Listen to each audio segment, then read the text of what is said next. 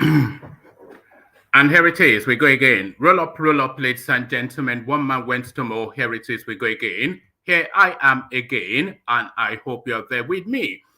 The session has commenced and your company is required. That thing that goes on round about this time, two installments today. So the first righteousness being fulfilled right now. So come gather, let's fulfill this righteousness together. As you're coming in, make sure you're clicking on the like button. And if you're not already subscribed, click on the subscription button as well. At your discretion, you can click on the hyperlink that says StreamYard if you want to come join me on this. If you want to come join me in the studio. One man went to mow, the eagle has landed.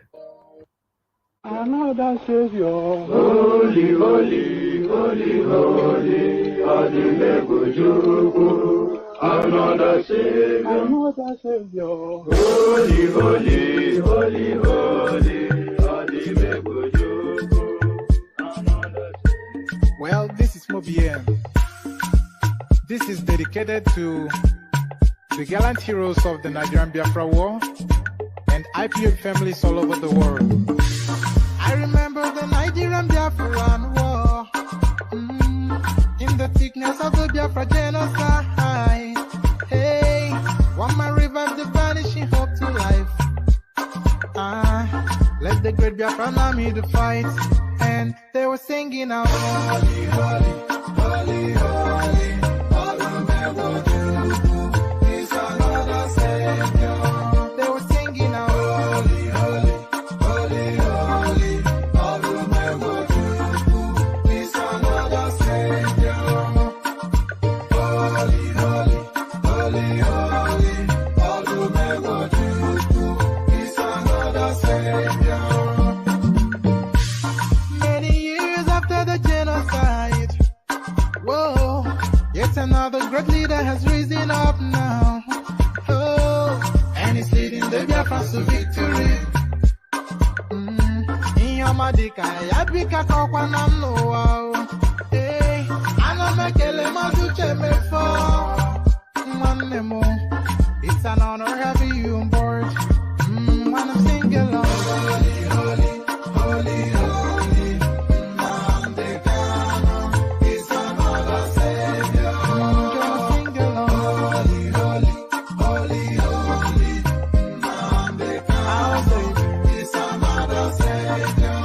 When I sing along, holy, holy, holy, holy, holy, holy, holy, holy, is another Savior. Getting moving right and getting moving faster now. Holy, holy, holy, holy,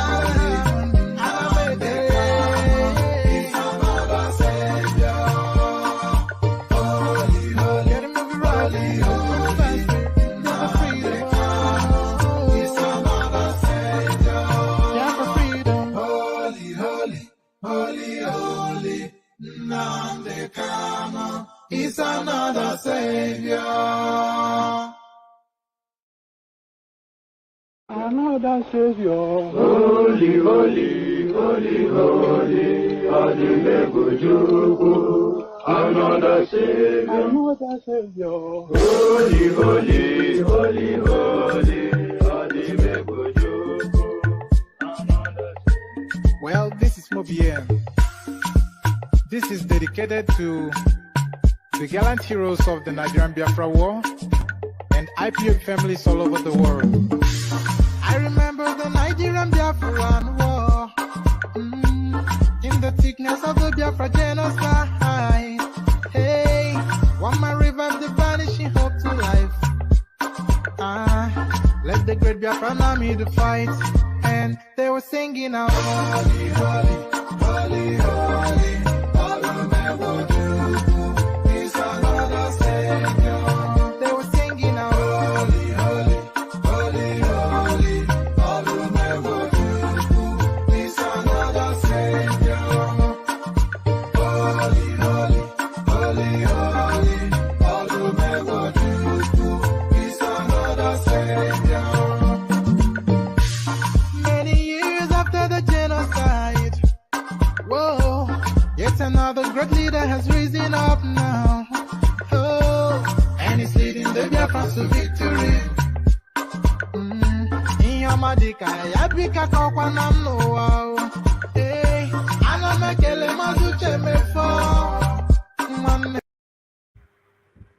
And there it is right there, the Holy Holy song from the eastern part of Nigeria. Holy Holy, as guys, I bring you this. 2023, Atiku picks serving governor as running mate. So that word picks is in quotation marks, is in those air quotes. So that's to say that it's not been officially confirmed yet. But all indications are that somebody has been picked. 2023, Atiku picks serving governor as running mate. But who that person is, we'll find out shortly. Tinubu also seems to have landed on a name. 2023, what you need to know about Tinubu's speculated running mate, Kashim Shettima. So this is a guy that pushed hard the Tinubu narrative. There is no television studio, there's no radio station that this guy did not visit, just selling the candidature of his principal. And it looks as though that service gets its reward. 2023, what you need to know about Tinubu's speculated running mate, Kashim Shettima. So we find out just what is in play there. It looks as though those names somewhat categorical now. But from that to this, how hard the mighty have fallen. Yobe APC senatorial primary winner refuses to step down for Senate President AHMAD Lawan after he lost the presidential primary he contested in. So there it is right there. So this guy now come 2023, AHMAD Lawan that is, all indications are that he would not have any political relevance at all. And I hope this guy is not going to allow himself to be bought off. And I hope the rules does not allow this as well, because he did not contest for a senatorial ticket. So how quite his name will appear on the ticket to be submitted to INEC? INEC needs to interrogate that. But it's not over till it's over, and we know how money plays out within Nigerian space. Yobe APC senatorial primary winner refuses to step down for Senate President AHMAD Lawan after he lost presidential primary he contested in. So it looks as though the political relevance of AHMAD Lawan comes to an end in 8 months' time. Breakaway IPOB leader Simon Ekpa insists no election in Igbo land, accuses Peter Obi of killing Biafran agitators. So there it is right there. The fanged teeth from the east bites. Breakaway IPOB leader Simon Ekpa insists no election in Igbo land, accuses IPOB, accuses Peter Obi of killing Biafran agitators. So quite what nonsense is coming out from the crazed Finnish guy, I will find out shortly. And then we'll land on this. So this now is that Sokoto incident that happened in that happened to DEBORAH. It looks as though they've now very quickly fast forwarded it and exported it to Lagos State now. SEX worker beaten and burnt in Lagos State for having Quran in her room. So the Fulanis now, they've got into the Lagos space and they've brought with them their ways. SEX worker beaten and burnt to death in Lagos State for having Quran in her room. So there it is right there. And that is how it goes within the Nigerian space. So that's the menu. So lean back, kick back, take it easy, relax into it. At the usual protocol, click on the like button as you're coming in. Click on the subscribe button if you're not already subscribed. And if you want to come join me on the screen, click on this hyperlink that says, let me just make sure it's the right one. Yes, click on this hyperlink that says StreamYard. So that's the three things that you you must do, and one at your discretion. So the like button, you must click on that. And if you're not already subscribed, then click on subscribe as you're clicking on like as well. And if you want to come join me on the screen, the hyperlink to come join me is the one that says StreamYard. So as you set about those clickings, let me provide a little bit of musical entertainment. Your calabash to the ready door, some drinking involved, we join. the K guys. Only water, where they see ma. Water, only water, where they see ma.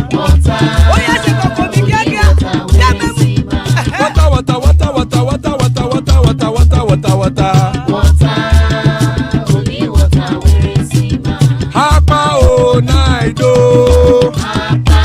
Hapa o naido. Hapa you don't come o.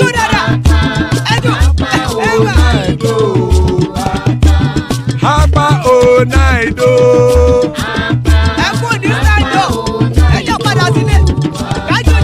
Oro kẹ̀kẹ́ ẹlẹ́mù yé o. Ibe sọ́ni kẹ̀kẹ́ ẹlẹ́mù rẹ o. Bobby master kẹ̀kẹ́ ẹlẹ́mù rẹ o. Chief Wáìlà tí kẹ̀kẹ́ ẹlẹ́mù rẹ o. Eruku lẹ̀lẹ̀ ẹlẹ́mù dé. Eruku lẹ̀lẹ̀ ẹgbẹ́ ẹlẹ́mù dòde ojàre o. Eruku lẹ̀lẹ̀ Ghana ti dé ẹgbẹ́ bọ́ọ̀dì o. Ọmọ ẹlẹ́yẹ ẹ̀yẹ o ó dìlé o. Odúyẹ̀lá ẹ̀yẹ o ó dìlé o. Petrosonama ẹ̀yẹ o ó dìlé o. Petrosodúnkẹ́ ẹ̀yẹ rẹ̀ ó dìlé o. Ẹlẹ́kọ̀ ọ̀run mú ìní o.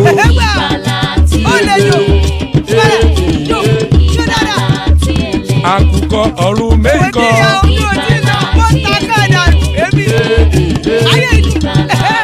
Ikú kò ní ríwà gbéṣe o.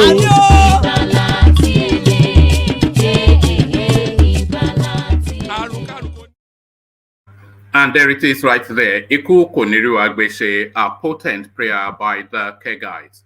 Iku Koniru Agbeshe as guys, I bring you this. 2023, Atiku picks serving governor as running mate. So the picks is in quotation marks, which is to suggest that it's not been officially confirmed yet.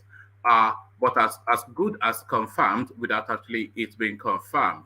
As 2023 general election draws near, the camp of the presidential candidate of Nigeria's main opposition party, the People's Democratic Party PDP, Atiku Abubakar, has narrowed down on one person for consideration as running mate, correspondents can report. According to sources, Atiku's backer are concluding talks on Delta State Governor Ifeanyi Okowa for the position of vice president. Barring any last-minute change, Okowa will be unveiled as the running mate of the frontline contender for the 2023 presidency. Correspondents learned that Atiku is more comfortable with the Delta State governor, considering the role he played during the party's presidential primary 2 weeks ago. Meanwhile, the report of a PDP committee comprising governors, members of the National Working Committee, NWC, and the Board of Trustees, BOT, constituted to search for a suitable running mate, is expected to be ready today, Tuesday. The Independent National Electoral Commission, INEC, has fixed June the 17th as the deadline for the submission of candidates for the presidential position. So it looks as though Ifeanyi Okowa is the name that Nigerians will be conjuring with for the next 4 to 8 years if Atiku has his way. So it looks as though, because there's some certainty in that without actually officially being confirmed, and the speculation had already put that guy in the front lead. So it looks as though now that lead has coasted home to secure him that ticket. So Ifeanyi Okowa, but what is his pedigree? So this now is a name that we're going to be digging into and unpicking in the days and weeks to come. 2023, what you need to know about Tinubu's speculated running mate, Kashim Shettima.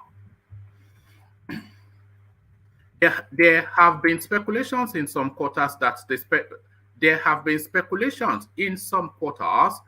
the presidential candidate of the All Progressives Congress, Bola Tinubu, might settle for a former governor of Borno State, Kashim Shettima, as his running mate in the 2023 general election. Correspondents had earlier reported that the camp of the former governor of Lagos State has narrowed down on Shettima, who is from the northeast geopolitical zone. Correspondents gathered that, correspondents gathered that Shettima, who played a key role in the campaign of Tinubu, has been penned down by some stakeholders as the ruling party's vice presidential candidate. It is believed that Tinubu is pleased with the candidacy of Shettima because he has built bridges across all the divides in the country when he was governor and also when he went to the National Assembly as senator. Correspondents has deemed it fit to share some things about the speculated vice presidential candidate of the APC. So here are some facts about Shettima. Shettima was born on the 2nd of September 1966, which makes him 55 in Maiduguri, Borno State.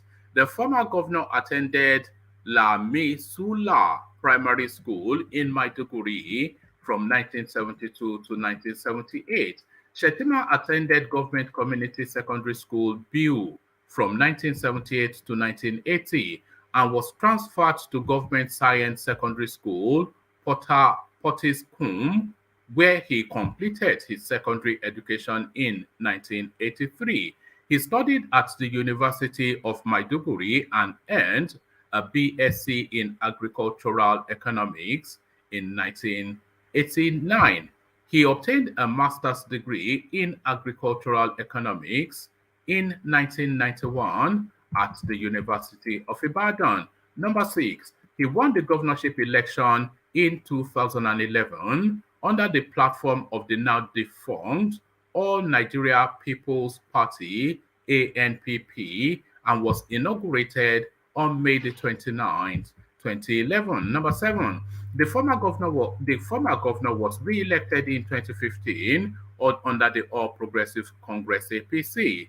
Shettima emerged as chairman of the Northern State Governors Forum. Number 9, he became the winner of the Borno Central Senatorial District election in February 2019. Number 10, Shettima is believed to be a supporter of President Muhammad Buhari's programs and policies whilst he was governor of Borno State. So those are just 10 facts about Shettima, who has a 50-50 chance of being your next vice president. So you're either looking at Okowa or Shettima is the devil and the deep blue sea. So from that to this, the angel falls, or is it the devil that falls? Yobe APC senatorial primary winner refuses to step down for Senate President Ahmed Lawan after he lost the presidential primary he contested in. Bashir Sharif Martina, candidate of the All Progressives Congress APC for Yobe North Senatorial District. Let's do that again.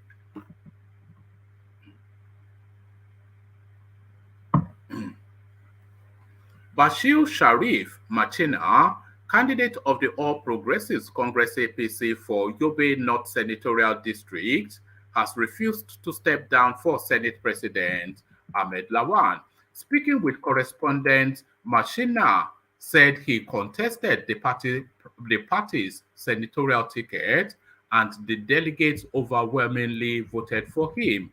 The publication reported that since Lawan lost out in the ruling party's presidential primary, he has been making moves to reclaim the Yobe North ticket. Martina has, however, vowed never to relinquish the ticket to Lawan, who has been representing the senatorial district since 2007, when he crossed over from the House of Representatives to the Red Chambers. He said, "As far as I am concerned, I contested for the Yobe North senatorial ticket and I won the election. I was confirmed elected because there were other contestants, but I was the one that was qualified. I happened to be unopposed. I am still the candidate. I have not withdrawn. and I will not withdraw for anybody. I am being approached by some persons, but I will not withdraw, inshallah. A party member loyal to Machina, Hussein Mohammed Issa, also told correspondents that a lot of pressure was mounted on the candidate to hand over the APC senatorial ticket to Lawan. The move was, however, faulted by some leaders who stated that Machina labored for the ticket. Lawan supporters, on their part, have said that they want him to continue representing the senatorial districts in the red chambers. So I hope this character, I hope he holds firm onto his ticket so that we can just end the political career of Lawan once and for all. Completely useless as the Senate president, a treacherous human being, Tinubu actually secured him that Senate presidency slot.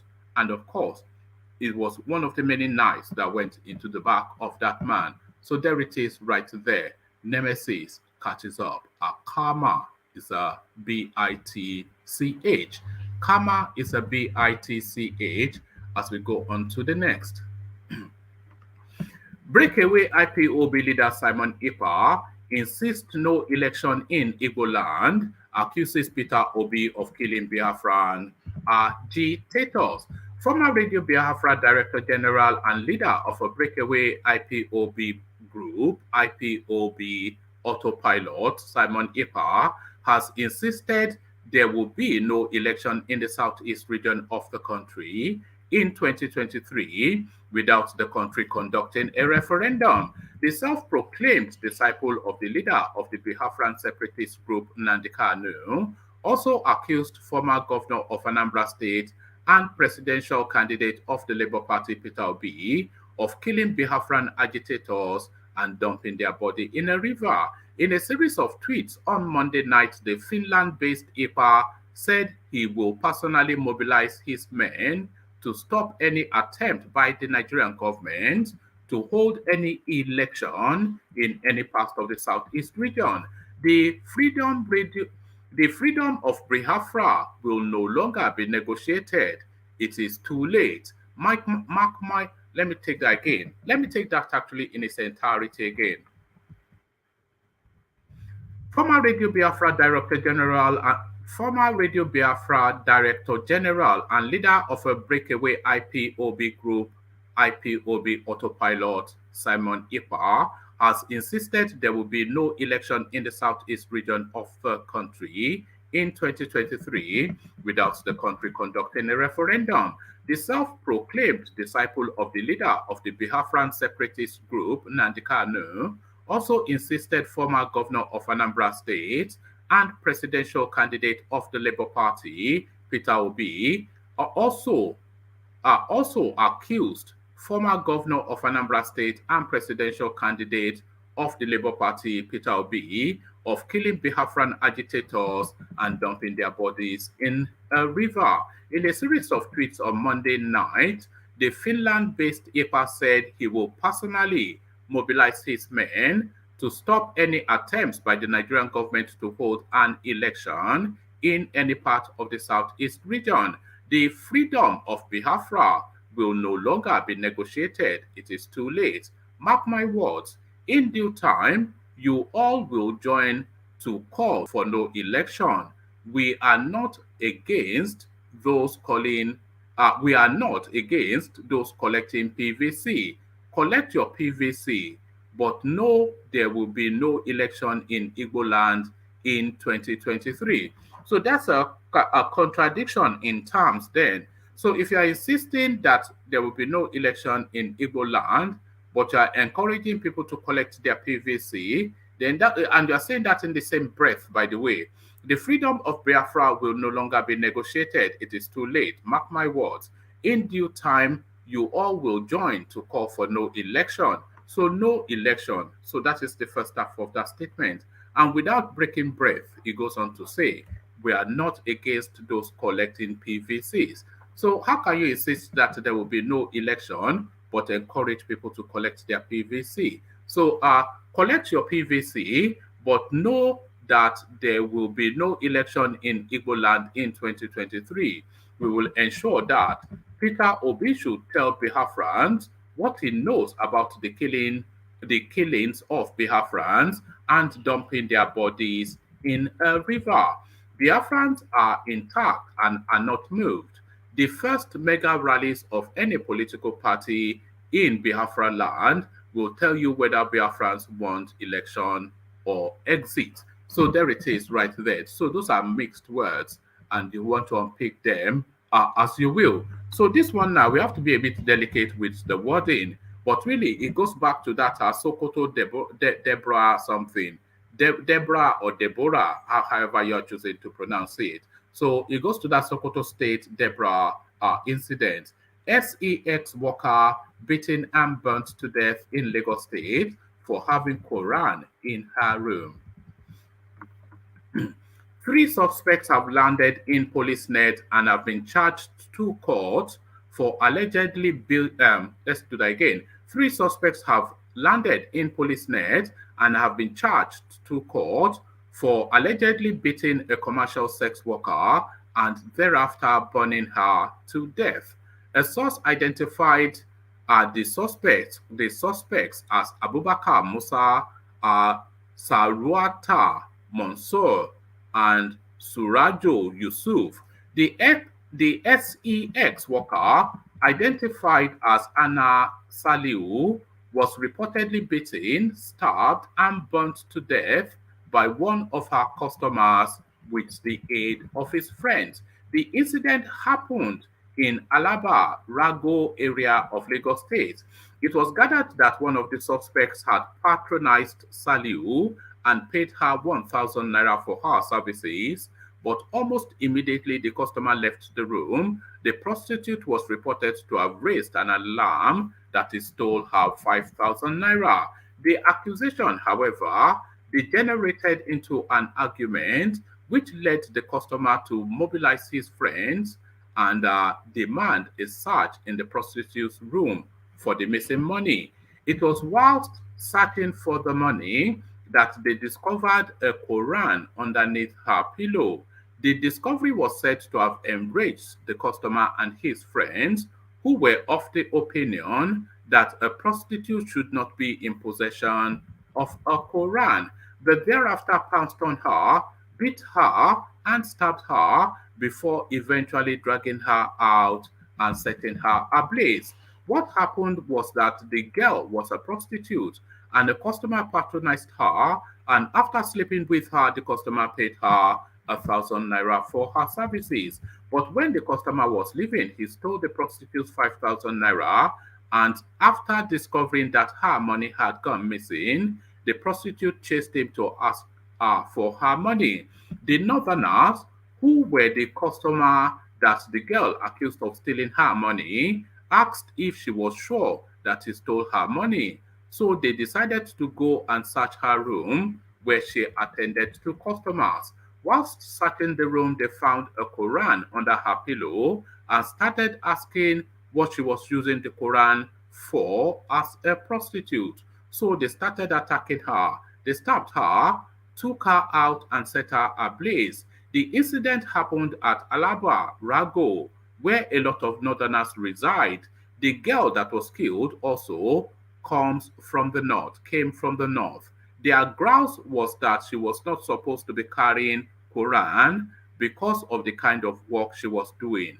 A source quoted by correspondents narrated.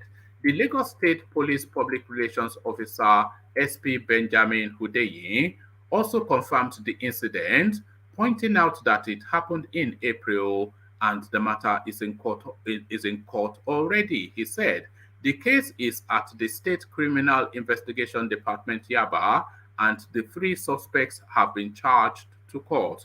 The incident happened in April. So there it is right there. So completely different set of people. Completely different set of people. Ajale Koko, what are you making of that? World Peace, I see you. So Ajale Koko, are you ready to go, or do you want me to go to World Peace first? Yeah, what's going on, one man? I'm good. I hope you heard the last readout, which speaks to just a cultural chasm between the Southerners and the Northerners. This guy goes to a prostitute. He pays her 1,000 naira, steals her 5,000 naira. She raises alarm and chases him down. She goes with his friends to search her room. They discover that she had a copy of the Quran under her pillow, and that was what led to the taking of her life. The Malams again, Ajanle Koko. Unfortunate. Only God knows when these people can stop this barbaric behavior and barbaric act. But I'm glad that they have been apprehended by the security, and I know that what the law is very clear on this. They committed murder, and they will be ready to be terminated according to the law. But this kind of behavior of these people should send a signal to us that government. Ajanle Koko, we can't hear you, man. Can you hear me now? Yes, a little bit better. Okay. I said this behavior should send a signal to us, particularly to the government, that this is the second time in Lagos State recently. The first one was the sound engineer that was killed and burned. So this is another lady killed and burned. Lagos State have to come out clearly to tell these people that whoever that commit this kind of crime, the government will not take it lightly with them. Because they are trying to make it a way of punishing people that does not agree with them, or somebody that they have a problem with some kind of way. They have problem with you, they killed you, and they set you ablaze. You know, this is barbaric, and we have to fight against this, and the government have to be very clear. They have to be strong. They have to come out strongly against this. And this, the trial will be good for government, you know, for the media to carry it so that people can see. They have to give it a speedy trial. Give it a speedy trial, condemn them, and then the day when they will be terminated, show it on the TV. How they will be terminated, either by anyway. Let people watch it. Let people watch it. So that will serve as deterrent to order. But when an action like this happens and they put them through trial and we don't know how it ended up, then people don't know what really happened. But Lagos State government have to come out strongly, get them, and they got them arrested now, give it a speedy trial. Any day that they are recommended for termination, show it to us on TV. Let us see it. Let us see it. If that moment when they'll be terminated will not be shown, but show us the moment that, you know, they are driving them, they are taking them into the room of to the terminal room. To be injected. Yes, to be injected, or whatever way they want to do, or by hanging, or by any way. Let us see it. The moment they're trying to pull this thing over their neck, let us see. And after that, don't show it to people. Just let us see. Let's show it. Let it go viral, so that Lagos State government can start showing signal that yes, they are in firm control and they will deal with criminal. This is what we're talking about when Lagos State banned this criminal driving Okada everywhere. Yes, all Okada rider, they are not criminal. But when you see, some of them commit crime, and they try to constitute criminality in the society. Governments must not allow it. So it's unfortunate that someone has been terminated, been killed. I mean, somebody has been set ablaze and terminated. Untimely, just like that. It's unfortunate, but government has a responsibility to protect everybody in Lagos. It's just the way these people do it. They do it in the most cruel of manners. Like the DEBORAH, that they stoned her out of her life and then burnt her. This girl, they beat her up, they stabbed her, and then burnt her. They had just no feeling for human beings. They stole her money, and she raised an alarm, and that was sufficient enough. How dare you complain that I stole your money? And when I say they are savages, people say the language is too extreme. It's not extreme. That's the way they are. A lot of them are not like that, but some of them that are like this, I think the government should stand up. Shall we move away from being politically correct by saying a lot of them are not like that? Most of them are like that because this is what we have them most of the time. Are we just being politically correct by saying a lot of them are not like that? Oh, yeah, we have to not like this. Yeah. We have to respect those that are not like that. We have to respect those that are not like that. And I believe those northerners that have lived with us, particularly in Lagos and other parts of Nigeria, have been with us for a long time. They don't have this kind of deadly, badly act. They don't have it. They don't have it. The way I remember the Fulanis or the Northerners, I'll say, are threefold. You remember those days of Meruwa, when they would go and fetch you water for 5 naira? Yes. So Meruwa, yes. And then Megad and Mesuya. Yes. This is how we know them. Just yes. a smiley, somewhat docile sort of a person. And now they've turned into monsters in front of us. Yeah, I think it's just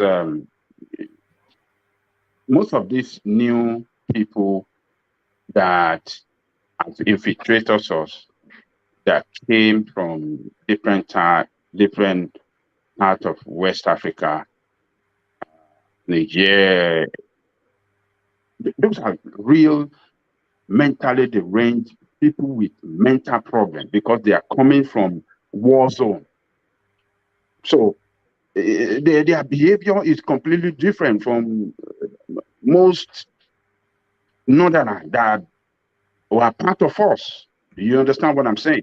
So these people, if they investigate these people well, you will know that they might be from some other part of West African country. Because look, in Lagos where I grew up, we have this, we don't even know the difference between them, whether Awusa or Fulani, we don't know that. We have some of these people that came to live with us as gate men, people, and they will bring some of their people, they live peacefully. When there is, at a particular season, when they want to go and do farming, they will leave. They will tell us, oh, they are going home to do farming and they will go. And when they're coming back, some of them will bring some gifts for us. We don't know where they are from, but we just know them around through some of their people. They introduced them to us, and they became some of our engagement. They work because they do everything. They sleep. They bring some of their friends, and they live with us peacefully. And they are not. Those are real Nigerians. They are not violent. We know them when we want them to work for us, to dig wells. Oh, they do this job and they do it neatly and they are satisfied. Sometimes they we organize prayer, we pray together. I mean, they are good Nigerians. And very reliable. Sometimes we travel out for some days and they keep the house and they don't. Well, you can trust them. They will protect the house. They will not do anything bad. But where are these criminals coming from? Setting people ablaze. Lagos State government have responsibility. And just like I said, give that thing a speedy trial. When the time for termination, show it on TV to show that this is a zero tolerance for killing of people in Lagos State. Because Lagos State, as we know, the 5th or the 7th largest economy in Africa. If you cannot get the security of that state well, then a serious problem is ahead of that state. But Governor Sanwo-Olu should stand up to its responsibility and should not take. Do you think the Nigerian Immigration Services they should be raiding the known spaces that these people are periodically to identify the ones that are not indigenous to Nigeria and effect their deportation? Look, Nigerian immigration, custom at the borderline, they will take bribe and let anybody in. Our border is very porous. So we have a lot of problem in that country, woman. This is a country where people move in thousands without record from different parts of Western, particularly from the northern part, easily, because they are all Fulani. And, you are even seeing their governor saying that, oh, all Fulani can come to Nigeria. This Fulani are the same, so there's no boundary and all of this. And the guy is still a governor of a state and nothing happened to him. This is their mindset. This is the way they see their tribal men, Fulani from other parts, that they can just move in. And, they are not helping the situation at all. Nigeria doesn't have a patrol, border patrol team that are very effective. The border is porous, criminals moving in and every day. So we don't have records of people coming into the country. So it's all it's a big problem. But Lagos State can define itself as a different state among all states of the Federation because of the strategic position of Lagos State. Lagos State is the gateway to the world. Is the gateway to the world. And so it has a responsibility to take security very, very important. And, doing that, guarantee security of life and property will go a long way in helping Lagos State, economic prosperity. You can guarantee continuous economic prosperity for Lagos State. That's my position. All right, brilliant. Let me take you from there to now politics. But before I do that, let me implore the people listening to please click on the like button. There were over 150 to 170 in and out. So please click on the like button to push the channel of the YouTube algorithm. And if you're not already subscribed, then please make sure you do that as well. So click on like and subscribe as we take Adanle Koko's opinion on this now next talking point. So it looks as though is win everything or lose everything, the gamble that AHMAD Lawan played, and it looks as though it is lose everything. That is the result that has come back to him. Yobe APC senatorial primary winner refuses to step down for Senate President AHMAD Lawan after he lost the presidential primary he contested in. So he couldn't straddle two tickets. So he put all his chips in the presidential space, which he lost out spectacularly on. I think everybody beat him. So now he doesn't have a senatorial ticket. he is certainly not the presidential candidate, and 2023 is fast approaching where this guy's political relevance is about to end. A lot of pressure on this guy to yield his ticket. Should he yield the ticket, or is that even legal? Ahmed Lawan, loser, Ajanle Koko. You see, Yoruba will say that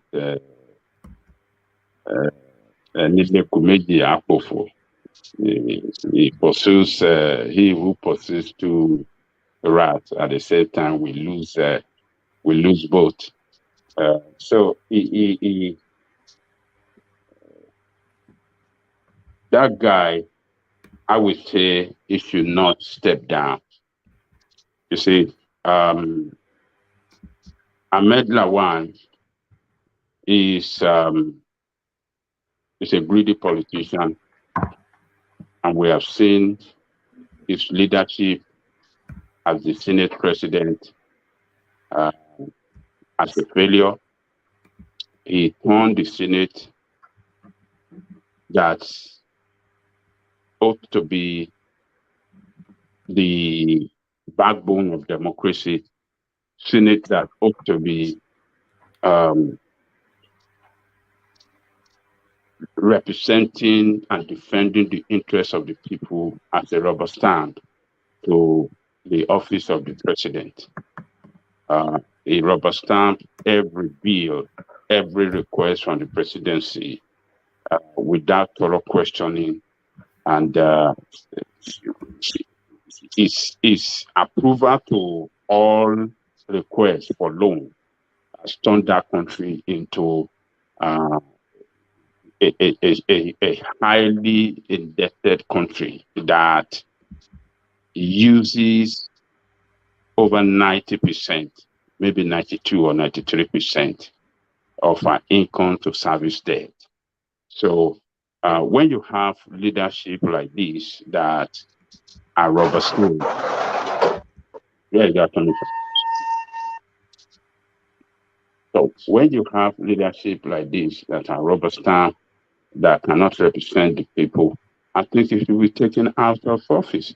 So the guy that have won the ticket should not step down, because he has deployed a lot of resources. He has committed a lot of time and resources into the senatorial project, and he worked hard for it. And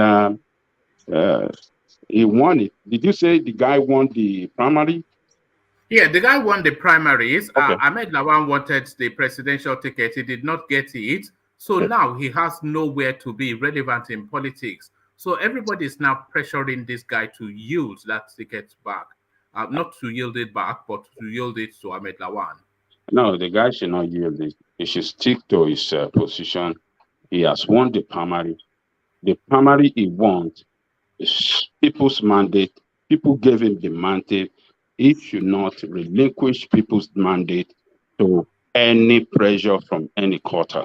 So is that not even against the rules? Because INEC is meant to supervise all these primaries. Yes. And if that guy won the primary and Ahmed Lawan is not even in contention for that ticket, how will his name suddenly appear with INEC without INEC even querying? Is that even possible? I don't know if it is possible. You know, this INEC electoral law, they might have some clauses in it that could still give room for that. If there's no clauses in it, I don't think they'll be putting pressure on that guy to relinquish it.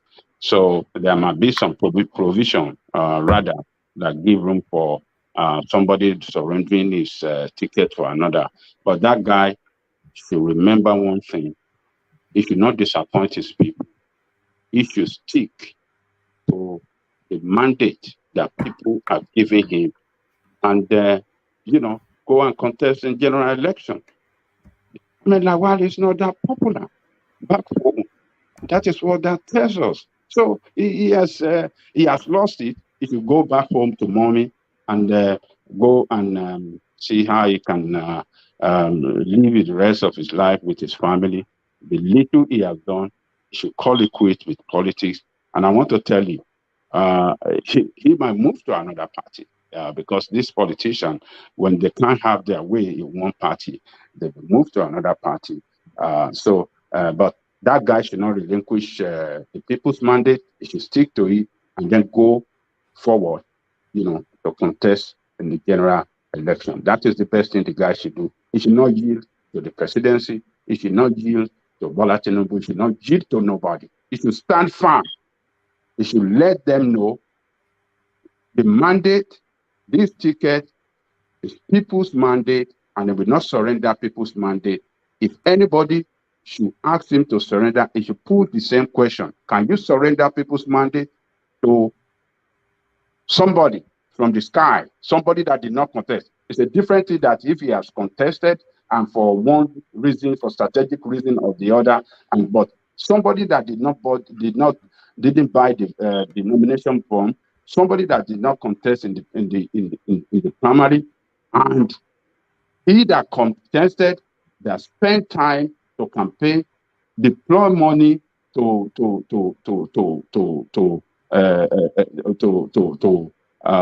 his campaign, and after all resources and time and money, now to surrender people's mandate. No, that is undemocratic. If you get it right, it should not surrender. All right, brilliant. Well put. Thank you, Ajale Koko. So, Ajale Koko, for reasons of time, let me go to Joel of Nashville, who hopefully is with us. So, Joel, are you there? Yes, okay, I'm here. I'm here. All right, brilliant. All right, brilliant. Good to have you, Joel. So, Joel, let me take you to a completely different talking point, and let me take you to Finland, where a cross-dresser called Simon Ekpa resides. He insists that there will be no voting in the Southeast. So what are you then making of this Simon Ekpa telling his followers to go against the grain of the mood of the country? Simon Ekpa, is it time for him to shut up? I think it's time for him to get arrested. I don't care if it's kidnapped. I don't care how we're going to get into Nigeria. He needs to be in Nigerian jail. That man has caused so many havocs in Nigeria in the Southeast, propelling few gangs, going about doing the kidnapping. Nnamdi Kanu has come out to say, I am not the one telling people to go do this. IPOB has come out emphatically and stated they are not part of this. And I know if he was part of it, I would know. My only grounds with Nnamdi Kanu was when this whole thing started. It started fine. The consciousness of the country was brought to bear. People started saying, "Oh wow, okay." If you say, for instance, that the Igbos were stupid for going to war, those things that were happening before the Civil War, have they stopped? We should ask ourselves the question, what were the reason why we went to war? Are those things still with us today? They are living very, very much with us. You just talked about some people. I don't know the background to the story. I think someone got killed and all that. Yes, there was a chap who went to a prostitute in Lagos, a northerner. He went to a prostitute in Lagos, and after activities, paid her 1,000 naira for her services, then proceeded to steal 5,000 naira from her. The prostitute raised an alarm, and then he then went and brought his friends to go and search the prostitute's room for that 5,000 naira. And then in the process of that searching, they found a Quran under her pillow, and they were enraged that her as a prostitute is having a Quran under her pillow, and that led to the demise of that woman, beaten and then stabbed and then burnt. By who? By which group? Is it by the Hausa group or who else who does that? You know them now. In Lagos? Now. In Lagos, they brought the Sokoto thing to Lagos, But the lady in question is one of them too. She's from the north too, but that is not behavior where we come from. Okay, so look, let me tell you. You know, we were talking about Buhari. One of Tinubu's undoing is that he's in APC. Carry on. There is no way to dilly-dally over this issue. Buhari had divided this nation. Country. People are bold to do crimes. Before, maybe you might hear this thing in pocket of places. But doing it in Lagos is boldness. I don't know if you agree with me. No, it is that step too far, but they have been It's arrested. a step too far. It does not align with the principles and the dictates of the ordinary Lagosians. I have stayed in Lagos since 1988. My mom moved to Lagos, I think 1989, from Kano State. They let you in Lagos. Do you have visa? Do you have visa to be in Lagos? No. I mean, we left Kano State, right? Yeah. We left Kano State. Who let you into Lagos? My mom left Kano, and moved to Lagos State in 1989 after the 87 riots, the Kano 87 riots. We left Kano because of the 87 riots. There was no reason we should have left Kano. Right? Then 89, we came to Lagos State. And we have been in Lagos State since then. So when you come to Lagos State, it's like United States. When you come to United States, you align. Jerry, so that riot scared you guys to death. Are you right? No, that was why we left. That was why we left, my brother. Hey, nobody wants to stay in where there is a real. Now what for you? Now what for you? You're right. Now what for you? You won't die. No. Do you understand what I'm saying? No. You don't understand it.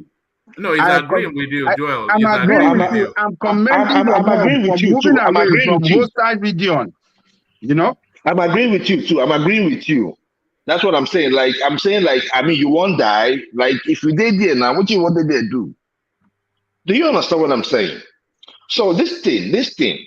See, anytime we have someone from the southern part of the country at the helms of affairs in Nigeria, there is a limit to all these killings.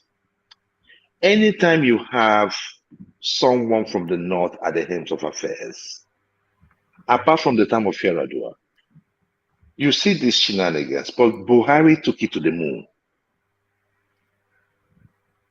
For some reason, he does not talk. So these guys have been so emboldened. I was watching a video where people were trooping in from Niger Republic. And that's one reason why I could not support Peter, what is his name, this idiot from River State, Peter Rotimi Amechi.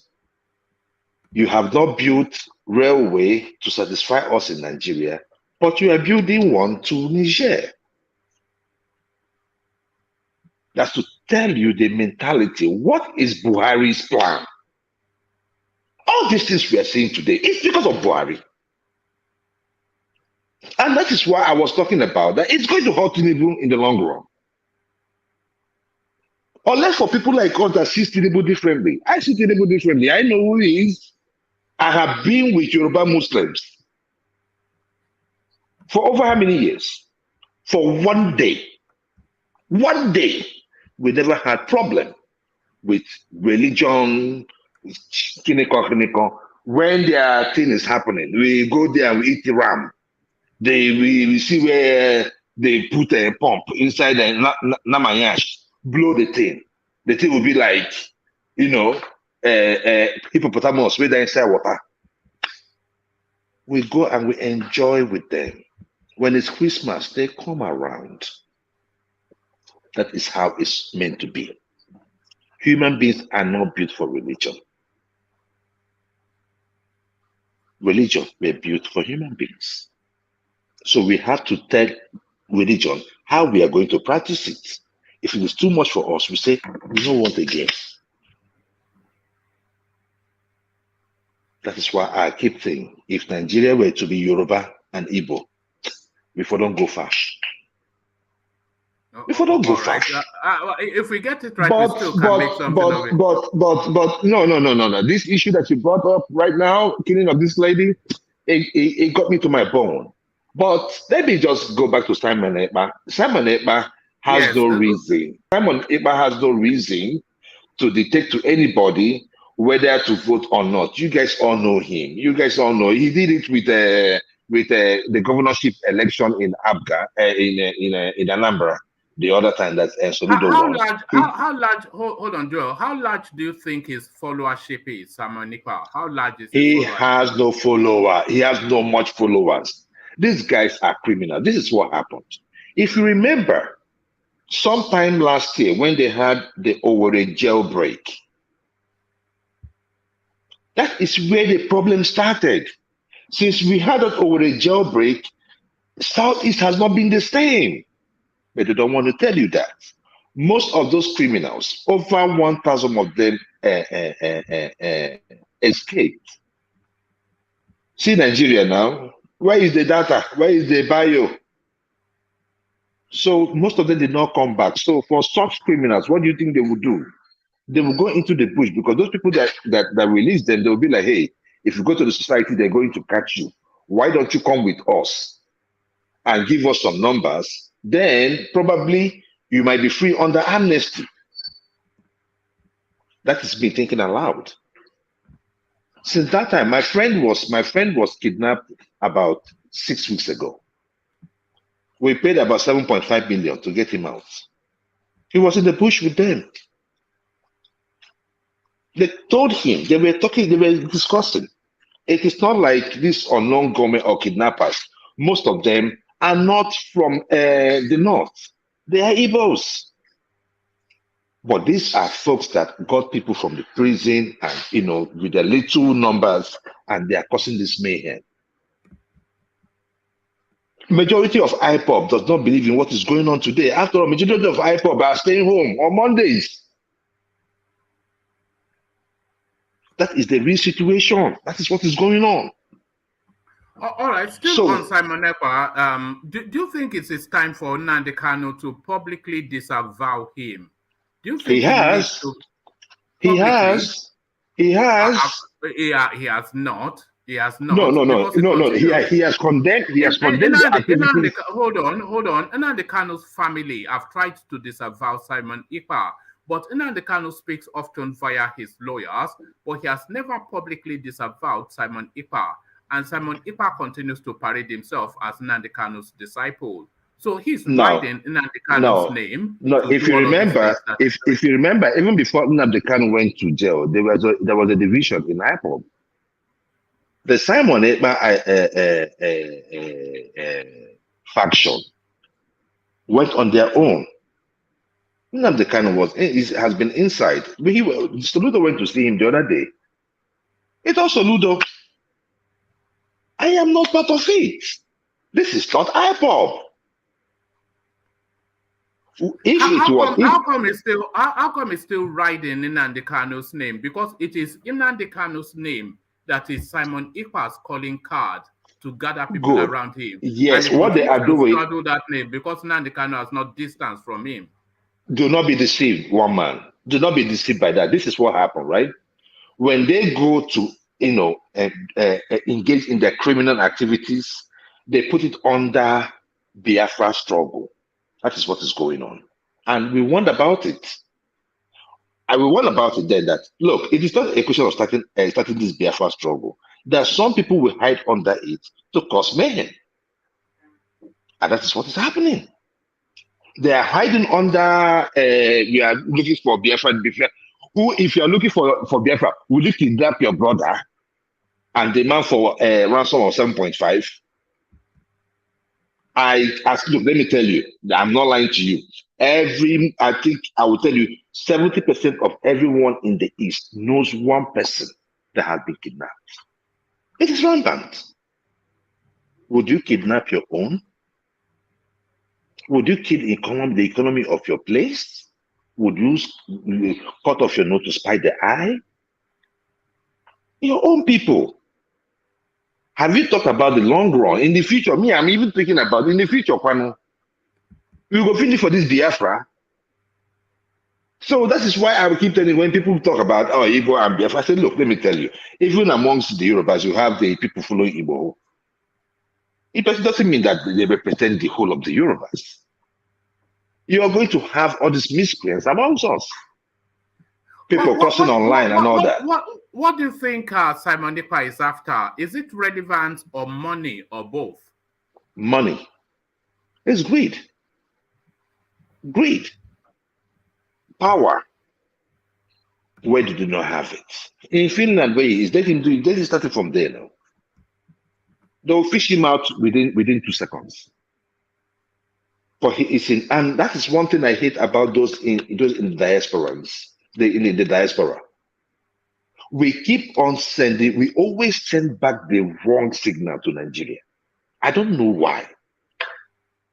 The only good thing we do for Nigeria is sending money. Every other thing, lifestyle, everything, we just carry it like that, go back. Feminism, we take it like that. Instead of domesticating it. There's nothing wrong with lifting an idea, but when you lift an idea, you domesticate it to your own reality. So this is part of the problem. And with Nigerians, you know us, our mentality. We always like to, for some reason, we like foreign stuff. I mean, it shows in our trade, even in our trading. Yeah. Look at that. If an Igbo man talks, Igbo just need to talk. That is right. I don't know if you listened to this man from Akwa Ibom the other day. He was talking about, he opened up a coconut factory in Akwa Ibom, the governor of Akwa Ibom. Opened up a coconut factory. He now said, I go back and listen to his speech. He said, when a black man see bed, he sees food. When a white man see bed, he sees plane. When a black man sees coconut, he sees food. When a white man sees coconut, he sees oil. These are the people that he wanted to come out for presidential under PDP. All right. The mentality of our people, everything foreign. If it's a white man, if you just need to leave Nigeria, you just go to Togo. If Nigeria, they go to Togo and they come back, then they have money. They'll be like, sure. You go Togo. You know, some people, they've not even been outside of Moshe, but the American they speak is better They claim me. That is the problem. So Samuel Ekpa, you can see the reason why Samuel Ekpa appealed to some people for the fact that he's in abroad. That is the thing. So that's why I said he should be arrested. All right. Take this question that Alexander Gomez is super chatting at you, but at your discretion, you don't have to answer it. Oh no. I'm not from Umahia. I'm not from Umahia, but I schooled in Abia State University, Uturu. But I'm not from Umahia. Yeah, I'm from Anambra State. All right. Just to show you what that space that you are in is all about. We often say that it is toxic and aggressive. Whenever you go to that Simon Ekpa, Nnamdi Kanu sort of area, even a little bit of Peter Obi. So let me just give you some of the comments. As you've been talking, don't look at the comment section because they've been abusing you endlessly. So this one comes in, it says, you are one of the Efulefus for all I care about. So the next one comes in, this guy really don't know what he's talking about on Simon Ekpa space. Please say what you know and leave what you don't know alone. So it's just the usual stuff. And I do not pay attention. I do not pay attention to those. I do not pay attention to folks like that. Like I told you, we normally have the extremists amongst us. It is normal, and we just have to accommodate them. You know, they are misled. They are crazy. But in due course, if we live in a society that there's a rule of law People like that, people like those should, whenever they act, I mean, you are free to say whatever you want to say, but when you act it out, we get you arrested. So I don't care about. I don't give them time. Let's talk about things that will advance us. These people are they are minions. Leave them alone. Yes. Let's talk about something that will advance us. I agree with you, Joel. I only highlighted it because it speaks to what we were talking about yesterday. That anytime you go to this area, you cannot have a civil discourse there because of those sort of people. We are used to it. There are about 10 of them, 20. It's just the same. One man. You guys are not even feeling the heat. We, the Igbos, are the ones feeling the heat because we are close to them. We say these things all the time, but people don't see it. We get the heat, and I'm okay getting the heat. The heat is sometimes good. I live in cold weather. Heat is good sometimes, but whatever thing that is wrong is wrong. You cannot kill your own people, saying that you are trying to achieve what? What are you achieving? You want to stay at home on Monday to do what? You are protesting who? You're protesting who? Nnamdi Kanu, by the grace of God, we get out at the appointed time. That is the life of an activist. Mandela was there for 27 years. Tinubu, all these people you're talking about, they went on exile. What are we talking about? Nnamdi Kanu is not going through anything unusual. The way he was gotten into the country was illegal, but hey, he is there, he's not dead. Omar Duko had that treatment before. So if we want to go back, we've been doing this thing. What I'm just saying is that Nnamdi Kanu, when he started, like I said, he started right. Then he took a nosedive. When the praise worship started, he got into his head. He started saying shit. But thank God today, he's still alive. I believe that he must have counted his eggs. He must have seen people that are for him, people that are not for him. Let him come out. That I'm just praying the next government should come in, release him, we talk. And we just advance the country forward. But if it is Simon Ekpa, so if we have Biafra today, Simon Ekpa is going to be what? This one, if you say Simon Ekpa, what is this? Which policy is this? He's going to cut off your head. Come on now, please. One man. I beg. Yes. Thank you, Joel. Just for reasons of time, let me move on to another contributor. But as a parting shot, hold on. As a parting shot, let me give you another comment from the comment section, just to highlight that this area is so toxic. I recoil from going there. I recoil from going to the east as a talking point, but necessarily you must go to the east because they are an important leading member of the Nigerian society, and they're too much of an entity for you not to go there. But here is another. I could have just read it. There are 10 of them, 50 of them. It says, "You idiot! Can you prove you are a hungry man? You." How the English even is another thing. Idiot. That should tell you. Like most of these people you see, they own no businesses. They are riffraff in the street. So these are people, and you see, it speaks to Nigeria as a whole, because this is what happened, right? In Nigeria today, I'll be fast with this, right? In Nigeria today, we have the churches so filled up. Do you know why? Because what we are praying for are things that we can do for ourselves.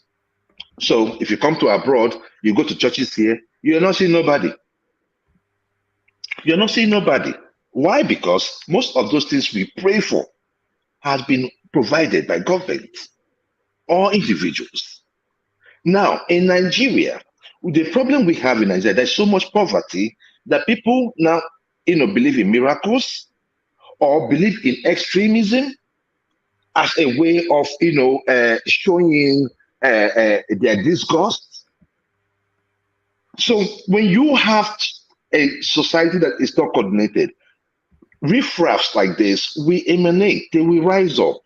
Because you just need one person to just say, hey, come here, I think these people are doing you bad. And they will follow them like sheep. So Nigeria has to be good. If these people are properly engaged, they won't be thinking about causing people online. First and foremost, you start, you have like self-worth. These people don't have self-worth. So why should I engage them? We only pray for them and hopefully pray for the leaders that we get better leaders. If we have better leaders, they will get properly engaged and they will leave all these things they are doing. All right, brilliant. Well put. So thank you. One man, there's no way I can make just a small you will in a moment. But I wanted to move from because we are an hour in and there's so many people still on the screen.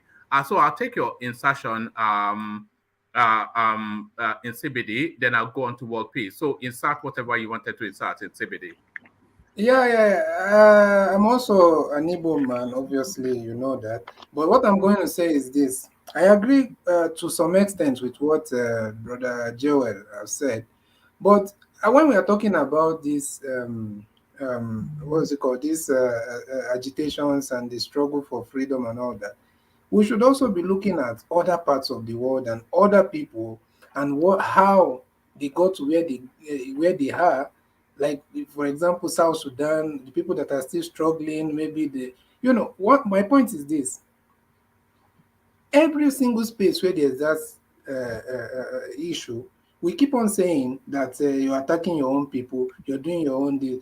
But in every single part of the world where people are agitating for self-determination or whatever, most of the people that pay the heavy price is usually the same people that they're trying to liberate. So I'm not saying that there's no better way to do it, but I'm saying that let us not look at it as something out of the ordinary.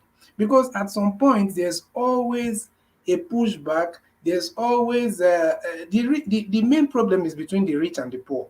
So you find out that in every community, even in the same Igbo land, you will find out that some of the rich and the poor will still have issues among themselves. So we are looking at it in a way of saying that we should not just look at it from that blanket state where, let's not just look at it in that general angle and say that, oh, you want freedom and your people are. No, it's how it is. Because there are always people that will stand against whatever you're doing, even starting from your own family.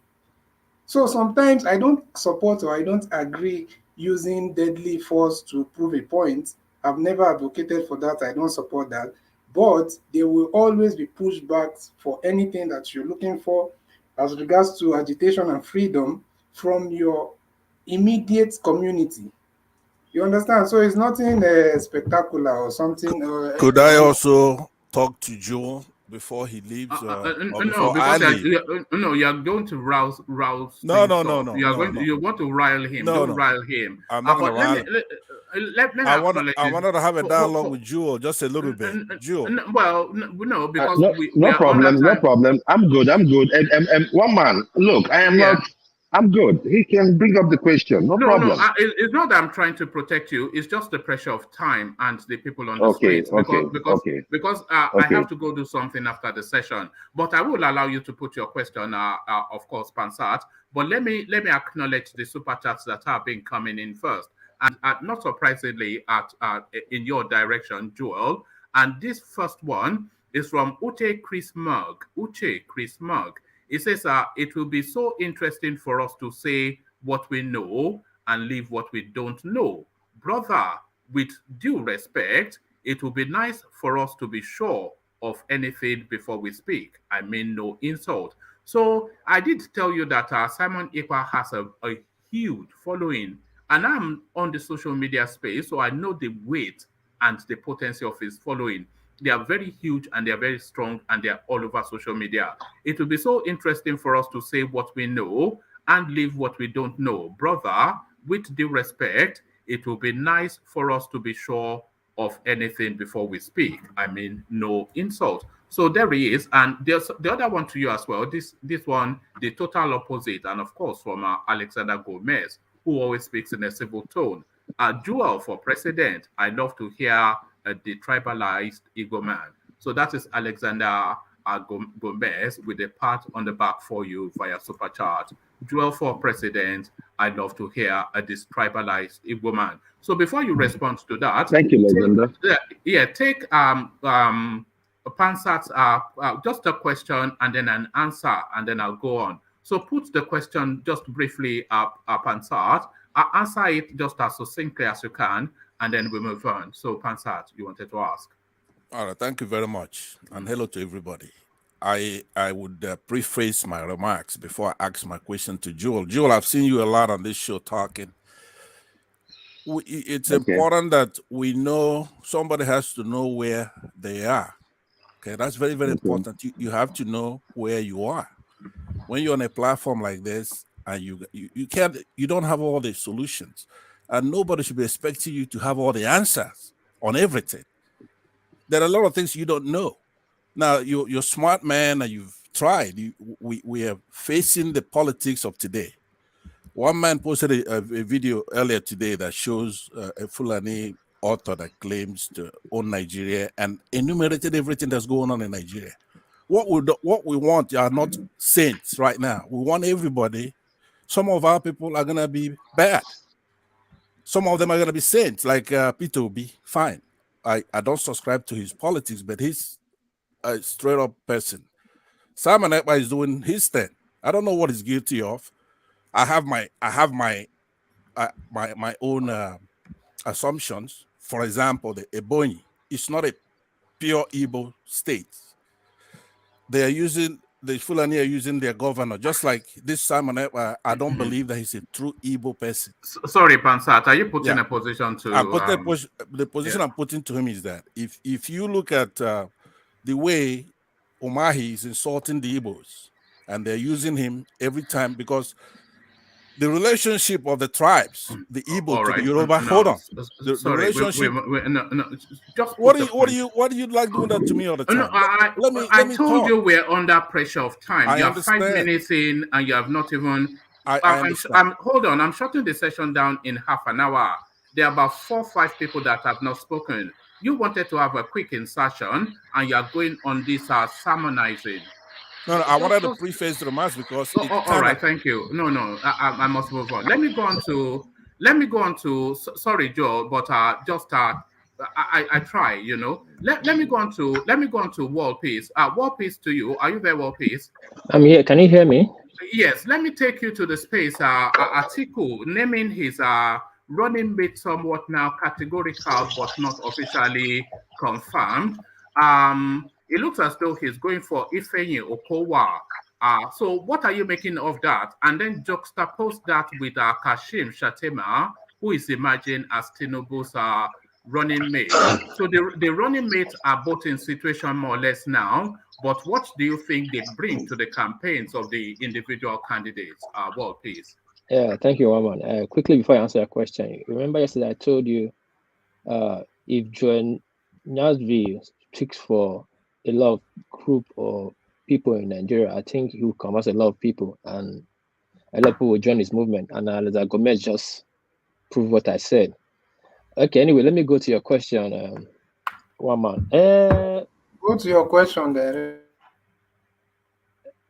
Is your running mate? We already know who your running mate is, but now we know that Atiku and Tinubu's running mates. You must always look for one thing to say. Go to your question, whatever you ask. You don't know more than yourself. If one of you was a babe now, we will say you should go and get married. Relax. If you're in the show yesterday, you will see what I said. I'm repeating what I said yesterday. I've been in the show long enough. You didn't see if you're not there yesterday, so why are you not shutting me up? Anyway, Atiku is going for Okowa. I don't know. I think that would be a minus for him. I don't know if he's going for Kwakwa of the war chest. I don't know. But I don't see any vote that Okowa will pull from Delta. Yes, Delta is controlled by PDP. But Okowa is not that popular in South to give him vote that he's looking for. I don't think people even know Okowa in Lagos. And Igbos will not vote for Okowa in the East because they're looking less Igbo, not even Igbo. So let's just not bend it. So I don't know his game plan. I pray, or probably he know more than I can see. But for me, I'm not seeing that as a good move at all. Well, why are they going for it? Because they cannot afford to carry a passenger in an election that is so tight. Nobody can afford a passenger. Yeah, true. That's why I said maybe call the watchers. Okowa Wike and few others that really have that money, Tinubu that really have that money, the governors that really have money, the operators that really have money in that Nigeria space right now. So, but I don't know why, as you said, it's so tight, and I don't know why they are bringing Okowa, but I don't really see him fit into that space to give Atiku the win that he's looking for. To me, I will feel that this former Imo State governor, the topwood, wasn't it? Ijejoha. Yeah, I would have gone for him as well. You know, Ehidioha, Emeka Ehidioha. Yeah, Ehidioha. If Atiku have gone for Ehidioha, he will be sure of Eastern vote. So I don't know why he's shying away from the Eastern vote people right now. I don't really know, but let's see how it plays out. Is that the Peter Obi factor? Do you think Peter Obi comes into play with that decision that he's somewhat surrendering the Southeast to Peter Obi, but wanting to grab the South? I don't. Yeah, for the way you are saying it right now, it could be true, but I don't see it like that. I don't think Atiku is scared of Peter Obi. Probably Atiku and Peter Obi have something they are playing at, because anybody like Atiku will not be scared of Peter Obi because of Peter Obi is having an online movement and he will surrender is to him, because right now they need all the vote they can get, they can lay their hand on. So he making this move right now is like clever by half. The way I'm seeing it, or probably I'm not really seeing a full picture, you know. But anyway, that's Atiku. That is, I'm not really buying into PDP to come back. But let's go to Bola Tinubu. He's taking Shettima. Yeah. Shettima is not the Yerima guy that. No, not the one that likes Egyptian girls. No, Egyptian girl. That one would have scared me the more. Yes. That one really saying that if he is president, he will turn Nigeria fully to full Sharia or whatever. Yeah, but Tinubu going for Shettima, that is Muslim ticket. How is he going to chest it, downplay it? That I don't know. But anything can happen in Nigeria, like they say. But because we saw a lot of Shettima in the build-up to the primaries, and he comes across as an articulate, erudite, very much a moderate, civilized sort of a Fulani sort of a person. So not at all the in the forest, kumbaya, throw the holy book at them, and that, you know, is not of the savage stock, I don't think. Yeah. For Tinubu, it's just a suggestion. Yeah, he has not picked him yet, right?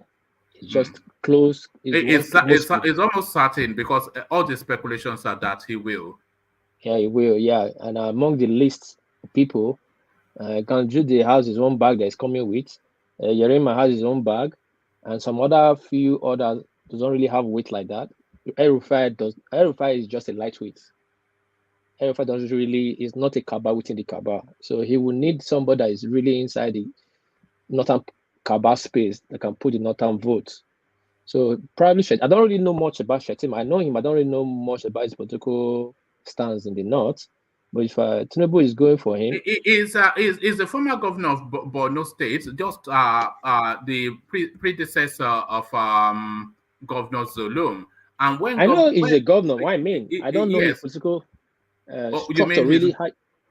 His roots, political roots, how he's really positioned in North. I don't know if he's that strong like Kwankwaso, Tambawa. All right. Are you in front of a screen? Yeah. Watch this. This will give you a little bit of a feel of what this guy is about. The ANP in that sense. Well, my own position is very simple. APC was formed by a merger of so many interests. The ACN, the ANPP, the CPC, the ABGA, and of course the new NPN. And in a multi-ethnic, multi-religious polity like ours, we have to be sensitive and conscious of the diversity of the nation. Lawan is my kinsman. He's my brother. And he holds me in the highest esteem. And I played a very prominent role in his emergence as the president of the Senate against my own kinsman, Mohamed Alindume. But leadership goes beyond sentiments. He has spent 20 years in the Senate in the legislature. He has a PhD in geography. He had spent a stint in the academia before joining the political industry. Does he have the administrative skill set to rule a complex nation like Nigeria? This is $1 million question, and most importantly, sir, can he also stand shoulder to shoulder with an Atiku Abubakar? He can't. You think so? That's the fact. You know, he's a peer amongst equals. Let's not delude ourselves.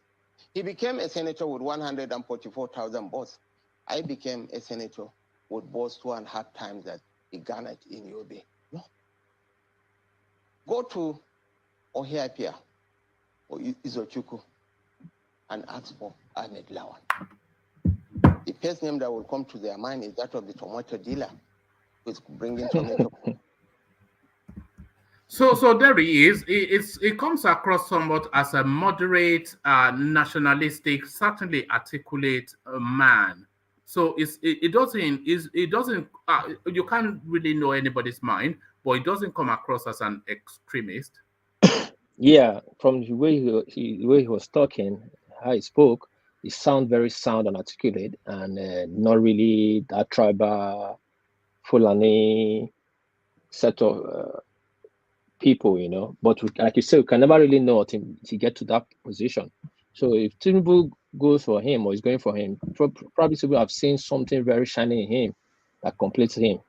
You understand that every man marries a wife that completes him. So for Tinubu to go for him is somebody that will really complete his administration, and I hope all the best for them. You know, that's how I see it. Can I interject 1 minute? Yeah, sure. Come in, Ajalekoko, yeah. Yeah, one thing that this man has, which might be one of the reasons why Tinubu is picking him, is his loyalty to whoever that he is serving with. You know, this man distinguished himself among all governors in the history of this, this Fourth Republic. He was a governor. This present guy that is serving now as the governor, this popular, what's the name?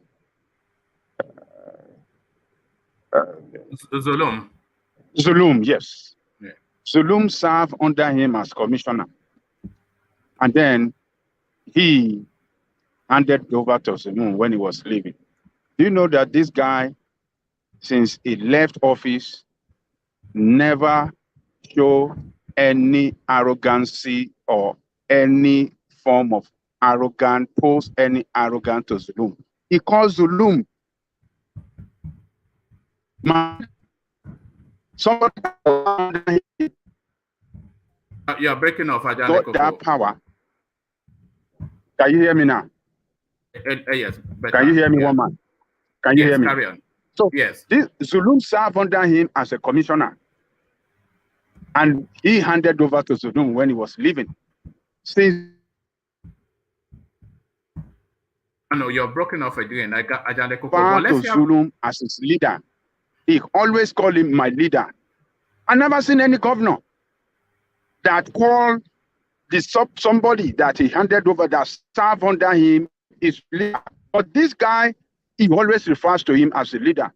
And when Tinubu visited Borno State recently, when he was canvassing for delegate, Zulum told Tinubu that the only thing that he wants from him and the people of Borno want from him is to consider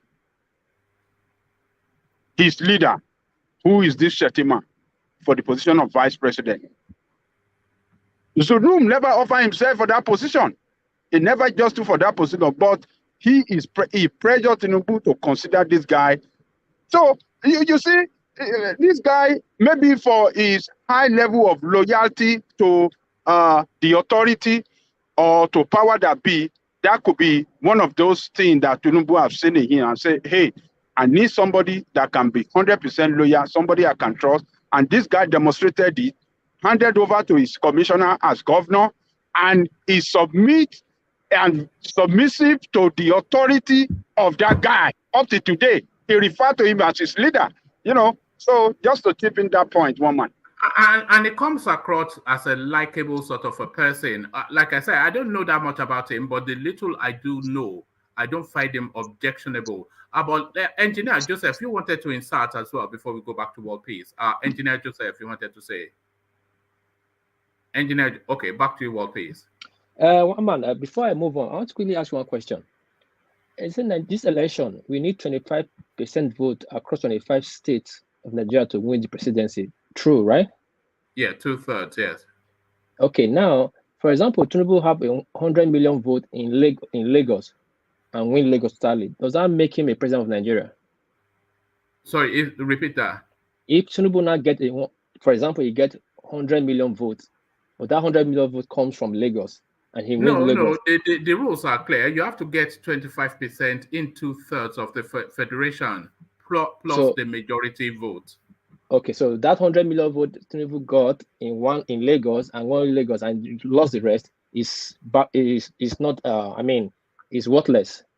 Well, it is not fulfilled the requirement. No. Okay, yeah. I just said this so the people in the commission to understand and be enlightened about 100 million vote they think they have for Peter Obi that is coming up, and they don't have structure in other states. You cannot win other states 25%. You cannot win 20 states 25%. Your 100 million vote is not count. Quickly to Oga Jalekoko before you move to the next person. One month, sorry. Oga Jalekoko, American politics, you vote for the electoral college rather the popular vote, right? I can't hear your question. What do you say? In American election, you vote for the electoral college. Yes. It's not the popular. So even though you won the popular vote, you lose the electoral college. You cannot be the president. Right? Yes. So same thing with the 25% votes. So people percentage for 100 million votes. If they're not thinking how to win 25%, no majority matter. If you have 25% vote in 2/3 and you don't have majority vote in Nigeria, you cannot win. You can't be declared as president. You must be 25 states, 25%, at least 25 states. All right. Yes. Round up that space. Yes. Okay. Now I'm clear what I've been thinking in my head. Thank you so much. Anyway, to that Tinubu space, that Muslim this thing, I'm not buying it, but that is his choice, and he feel he can run with it, he can push it, because this election will be very, very tribal. I wish all of them well. The Peter Obi, I wish him very well. I wish Tinubu well. I wish Atiku well. Everybody go and get your PVC and let's vote all these old cargoes out. But that Shettima for Tinubu maybe is a good pick for him. So let's see how it goes. That's my mama. And please, sorry, I will just make mine just very short. Yeah, go on. This choice by Tinubu is dead on arrival. No, look, it is. Let me tell you. Look, let me tell you. We are not yet there as a nation. We got there sometime in 1993. But after 1993, a lot of things had happened. Now, with what is happening, I told you yesterday about Owo, and with all these killings going on, and with the embodiment of all these people from the north, especially those ones that came in from Niger, Tinubu, I think it's the political suicide, because already the clamor has been there on the news that they should make sure that they get a Christian VP. I mean, if you are a Muslim, get a Christian VP, or if you're a Christian person, get a Muslim VP. We have to still maintain that fairness and justice. I am telling you, this particular move that he made has taken away at least 4 million to 5 million votes from Tinubu. Well, I'm not if sure. He I'm dares not. speak up Shettima. That's my 1 minute. That's your opinion, though, because everything you are saying, I'm sure that would have been put into the number cruncher before they arrived at the decision. No. Sometimes. Hold on. I don't think you're saying anything that they do not know. Are you saying something that you think they don't know? I'm saying something that they do not know. It's a They don't know. misjudgment. All It's a right. Okay. misjudgment. It's a miscalculation. These And I am telling you, Harvard, Oxford, Cambridge people. Oh, the no, team. no. The same Harvard and Oxford still had was the one that built a toll gate on Lakey All right. and so All we right. all know. Forget the Harvard thing. One We are man. talking about good leaders. No. Forget What that I'm one telling first. you is that what you are saying is all it would have been in their permutations. They know the religious divide. They hear the push from the Christian space. They see all the things that are being put out by the Christian Association of Nigeria. They are taking all of these soundings in the number cruncher to arrive at what they are arriving at. Look, let me tell you something. P2B, let me tell you something. Today is what? If Tinubu picks Shettima, and Atiku, I don't want to talk about Atiku because I know that P2B leaving was a big blow to him. Ordinarily, whether P2B did well or not, he would have picked him. But the absence of P2B, really shortchanged him. So I don't know where he's going to go. If he goes for Okowa, Okowa is not a moral man. Okowa is not going to pull him the vote. What I'm just trying to tell you today is what is today's date, the 14th? Yeah. If Tinubu should pick Shettima, and Atiku picks Okowa, remember what I said, these two people, Shettima and Okowa. Look, we have a new president in making, in P2B. Trust me. All right, thank you. Let's hear Engineer Joseph's interjection. Then we go on to Insigbide to speak on Simon Ekpa. So let's do that. So Engineer Joseph, you wanted to make a comment, yeah. Okay, we can't hear you. Yes, thank you very much for this opportunity. Go on, yeah. I said, can you hear me now? Yes, we can now. Yes. So as things stand now, Peter Obi has an upper hand. Clearly has an upper hand. Because one, let me start with Peter Obi. Peter Obi is working to get a running mate in the persons of Ida Kwankwaso, Ibrahim Shakarau, Professor Atahiru.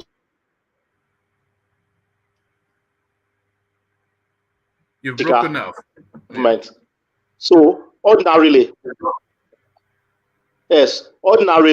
either Kwankwaso or Shakarau, as former senators, former ministers, former governors, with their political structures on ground, there would have been more preferred candidates to run with Peter Obi. But if both of them refuse to run with Peter Obi, he will just settle for Professor Atahiru Jiga. And if he should do that, what Peter Obi needs to balance his ticket is to get an influential Muslim from the Northwest. The most votes in this country, geopolitical, if you look at the 6 geopolitical zones, the most votes are from the Northwest geopolitical zone. Atiku is from the Northeast. The running mate of Tinubu in the person of Shettima is from alleged running mate is same Northeast. So already there will be a lot of division of votes. Atiku, Tinubu. Then in the Northwest, if Kwankwaso agrees, it will be perfect. That means Peter Obi can start just preparing his victory speech already. But even if it doesn't spoil anything for Peter Obi, because if he decides to run, Kwankwaso decides to run till the end, it's just for Peter Obi to settle for Shakarao or Atahiru Jiga. Because if Kwankwaso runs to the end, he will still divide a number of northern votes, and then either Jiga with Peter Obi's influence will still get some votes from the northern region. The southeast, south, Peter Obi will cannibalize those two geopolitical zones. And even in the west where Tinubu is from, southwest, you have a good population of the Igbos that are there, 1. 2, with this Muslim ticket, not that Shettima ordinarily is a good candidate in terms of is a professional, is knowledgeable, is moderate, is not a fanatic. But considering what Buhari has done to this country in terms of the division that we've experienced in the last 7 years, you can see that almost all the security agencies are headed by Fulani Muslims. So almost anybody, even if you go to the north today, I can bet you that if you take consent, like a lot of people from the south, they make this mistake that northerners want to hold on to power 2023. That's fallacy. If you go and take a referendum right now in the 19 northern states and ask them whether power should move to the south, clearly, overwhelmingly, they want the power to go to the south. A lot of people from the south, they have this misunderstanding that northerners are fanatical and all that. The number of those that are fanatical and all that, they are minorities.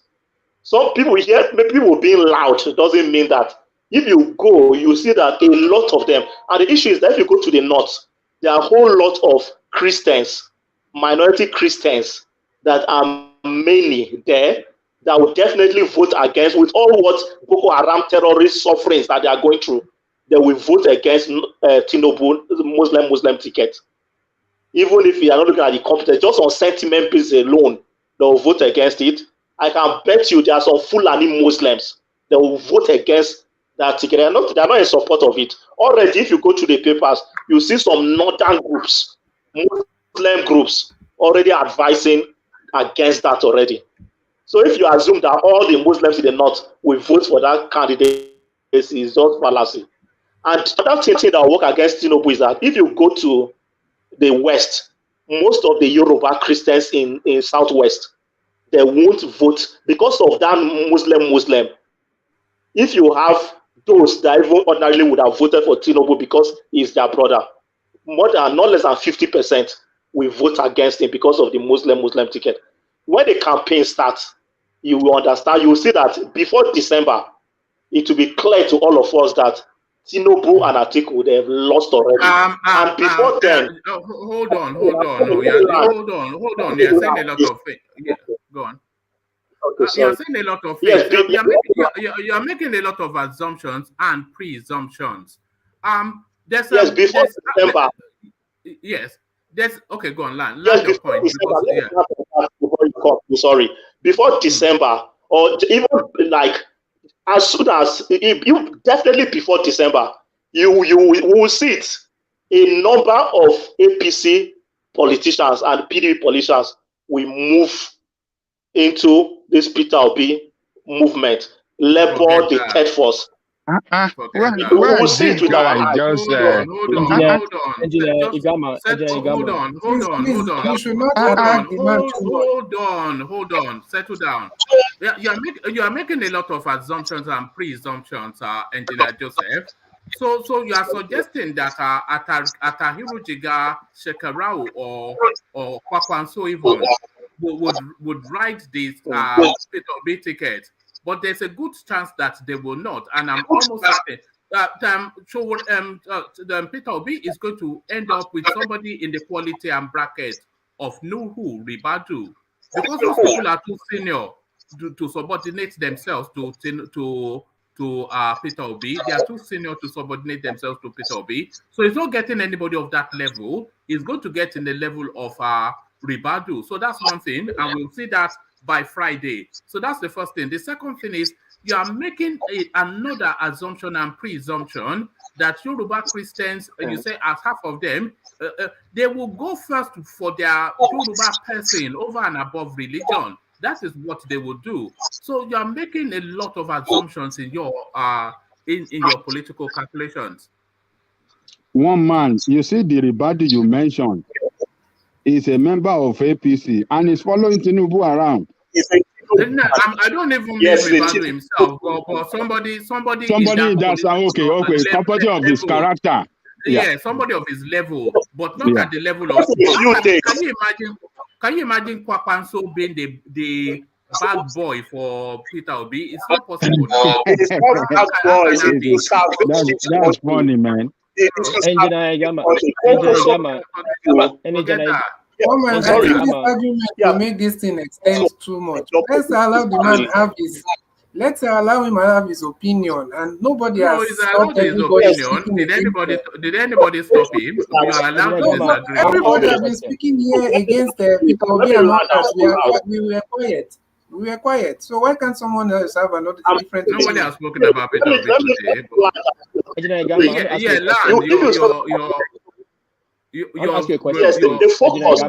on. Can everybody hold on, please? Back to Engineer Joseph. Yes, let me just round up. Yeah. Yes, thank you very much. You know, the focus right now is to salvage the country.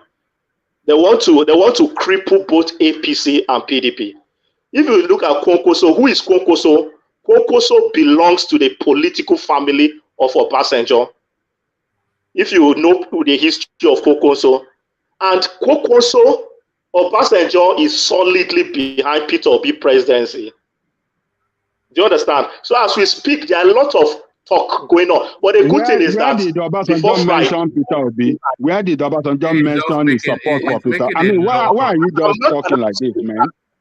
I'm not an outsider, my brother. I know what I'm saying. In a few days' time, you will hear the news. Obasanjo doesn't hide his position. When Obasanjo, whatever he believes in, he say it loudly and clear. One So please, don't let me be ask telling us Obasanjo is behind him, Obasanjo is this. No. I'm not blind. In a few days' time, you will hear the news. It's as simple as that. It's Friday, there are some meeting names. So just in a few days' time, next tomorrow, you will hear the news. So it's as simple as that. No, we will, but make Thank sure you you come very back. Make sure you come back, though. Don't run away. Yeah, I know where you live. If you run away, I'll come and knock on your door. Run away. That's my name. That's why you see my name. I'm not hiding anything. All right. Imagine Thank you very much. Kwakwanso being an errand boy to Peter Obi. How did you arrive at that? Kwakwanso is you being a bad boy. You don't know the agreement. You don't know the agreement they are having. So let's just watch and see. It's you this. Saying yes sir, to Peter Obi, Kwakwanso. It's about interest. It's about interest. Permanent interest. It's about interest. One please, let me ask one question, please, before you move on. I want to move on to. Sorry. Land, and then I'll hear from CBD. Yeah. Sorry, please. Yeah. Sorry, Land Engineer Joseph. Your reception is very. All right. Let's go on to CBD. I think Engineer Joseph may have faded out. So in CBD, let me take you then to the Simon Ekpa space, who is now a stick in the mud of the Peter Obi train. So he wants no voting in the Southeast. So it's the confusion really that is coming from that area. I think we always end up there. So the one split of the Southeast says they don't want anything to do with the Nigerian state. The other split of the Southeast wants to be the rulers of Nigeria. So just pick one, then we know which one we're backing. So are you Simon Ekpa or Peter Obi in CBD? Well, at the end of the day, it's the people on ground that determines the movement, because all these things that some people are saying from millions of miles, the thing is that it's the people on ground. This is not the first time we've heard all that. This is what they've been saying from the beginning. I said it clearly here the other day that when someone was trying to create some tribal narrative that the Igbos now don't want Biafra anymore, that they want Peter Obi. I'm saying the people who want, who are agitating seriously for that, still do not want election of Peter Obi as the president. So, but the people, the movement on ground is the main thing, and that will determine what will happen. So when that time comes, with the tempo of everybody on ground, forget all this, how much we think we know from where we are. When you go to the east and see the movement, that will determine what will happen. And as it is right now, including in various parts of or should I say, in most areas of the east right now, Peter Obi is definitely trending, and people are going out. We are seeing churches even in the east. People are stopping people from entering. So that is the movement. The movement will, the people on ground will determine. That's just what I would tell. That's just what I would say about that. The people on ground, not the people from. No matter what we say, it's the people on ground that will determine how it will go. And So CBD, what are you making of the mixed messaging coming from Simon Ekpa? On the one hand, is threatening that there will be no elections in the southeast, and then on the other hand, is encouraging people to go and get their PVC. So, which is it? no, definitely he cannot. That is being. It's not mixed message. I think it's just being sensitive. Somewhat sensitive, because the way nobody in his right mind will want to be, an enemy of what people to Well, exercise. if his position is that there will be no elections, then why would people be collecting the PVC? To what purpose? Why is Yeah, he they should telling them to collect. go and collect Yeah, for an they should election that collect. is not going to take place? He doesn't. He himself knows. He's only, even if he's saying that there will be no election, he's more like trying to. He's preaching his own message. He's preaching message. It's not like he's making some declaration as the premier of the Is it? eastern You region. mean is talking nonsense? Is it talking No, no, nonsense? no. I'm saying everybody has followership. Every even All right. celebrities have fans that they give Nsibidi, instruction. Nsibidi, let me Everybody. help you. Let me help you a little bit. Let me help you a little bit. In 2015, So sorry, Nsebede. Apologies, Joel, but I want Nsebede to finish and then I'll round off. But sorry, it's just a short session. Sorry, Joel, but yeah, carry on, Okay. Nsebede. Yeah, let me just quickly. Yeah, Yeah. so that's what I would say about that. You know that anybody can say anything, and most of the things he's doing is more like what most other people do in different ways. Celebrities come out every time and give instruction to their fans. People have movements, but at the end of the day, there's no legality that can make you enforce anything from wherever. So at the end of the day, that it will still come back to what I said. The people on ground will determine how it will go. I could say more, but I want to leave it at that. Then I wanted to very quickly touch on this thing of someone said the Okowa. I feel like what Atiku did there is more like um, trying to be, trying to play safe. Because if you look at it, if you get the whole of Delta State or large parts of the South, it will also help him a lot. And there are some Igbos, not many, but there are some Igbos that will also see Ifeanyi Okowa as one of their own and maybe vote for him. Maybe that was it. That's his calculation, maybe, for going for someone like Okowa. Then Do you not think that he's he would have gone surrendering? for Wike. Sorry, I was going to say, do you not think that he's surrendering the southeast to Peter Obi by that act? No, that's what I'm saying. That he believes somehow there might be some. There's a way he's seeing it that Okowa can. Don't forget that Okowa has always aligned himself and with the Igbos and all that. You get so Okowa is not someone like Wike that is trying to separate himself for political reasons, and all of a sudden is jumping around with red cap and the offer.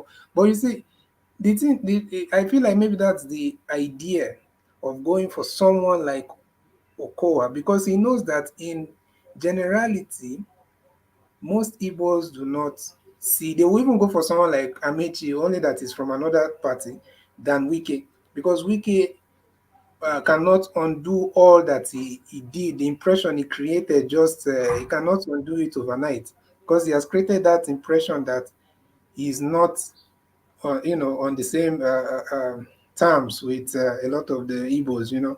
So, and it will be very hard to just convince people otherwise immediately, you get. So that's what I feel he did there. And just finally, this thing of Tinubu, and someone was saying that even if he gets, because at the end of the day, I feel like he will not be able to win if he goes for a Muslim ticket. Because if you look at it this way, very simple, he cannot defeat Atiku in the north. He can defeat. He can make an in-way or whatever and get some votes, but he cannot defeat Atiku in the north. And once his running mate is Muslim, the south most let me say like 70 or 80% of Southerners will not vote for him because it's serious. People know the danger in that. If maybe in 1990 it would have happened, but right now, with all these tensions and with all these conspiracy theories that people are even seeing manifesting, I think it will not. He won't win. I think he won't win. Even if he gets some votes in the southwest, or most of the votes in the southwest, as long as he's not going to beat Atiku in the north, and most other parts of the south and middle belt will not vote for him. So I think he should rethink his strategy. All right, brilliant. Well put. So thank you, Insibidi. And thank you, gentlemen. So apologies. I know that I rushed you guys a lot through and I didn't give you the space to fully express yourself. But it's just the pressure of time and I have to do something just shortly after the session. So apologies for that.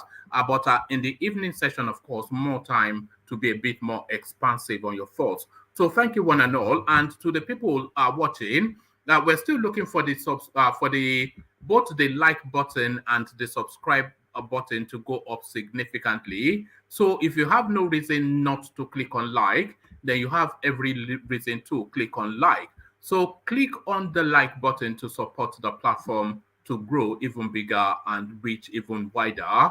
And click on the subscribe button as well if you have not already done that. Haven't done that, then come meet me in the comment section where the conversation never stops. So I'll leave you here. Carry the conversation on within the comment section, but here I say peace. Thank you, everyone.